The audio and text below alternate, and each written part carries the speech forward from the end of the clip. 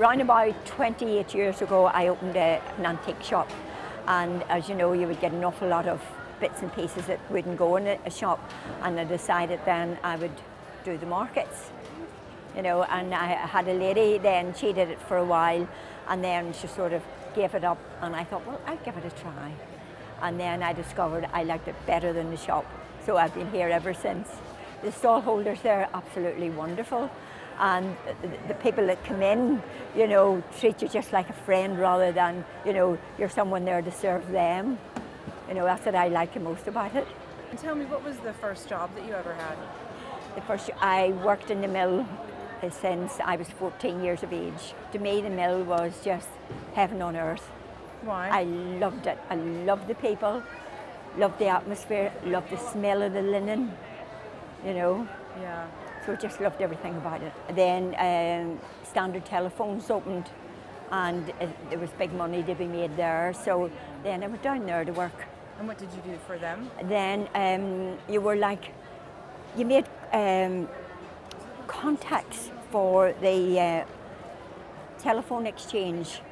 After you left Standard Telephone and you went, I think you were doing clearing houses, or maybe you were doing the antique store, and you had just started to drive a lorry. And were you nervous about it? Because you had never driven a car or a vehicle that large. Oh no, like, I mean, this was a 7.5-ton lorry. You know, I was driving. It was delivered to the door, and of course we were going up to the shop that night to stock it. And my husband, I said to him, come on, hurry up. And he said, oh, wait a minute. So I just jumped in the lorry and away I went. And at that time it was the height of the Troubles.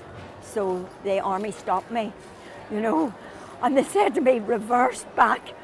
Well, I didn't even know how to reverse back, so they had to take all the barriers. So right enough, very good, they took them all away and let me out. And that was my first experience with the lorry. The other time now, I had a wee bit of difficulties. I went down to get on, I was going to Scotland to buy, and I went down to get on the boat. And at that time, they had top and bottom, but the top, you had to reverse up.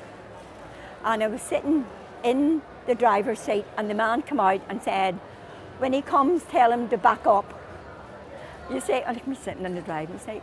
But anyway, I backed up, and there's nobody there, you know, and that would be like up as high as that there. And you had to reverse up that with this wee gangplank, you know, 50 pence. And the perspiration was running to me when I got to the top. But the men that were standing said, did that as good as any man. So that made me feel good. Oh, that's good. Yeah. Oh, that's good. and over here. Thank you. Want a wee bag? Right. Okay. And I guess I would also just ask you lastly, you think you'll be doing the markets for a long time? You think you'll continue to work? Oh, I think I'll be here. I'm not hanging these boots up yet for a while.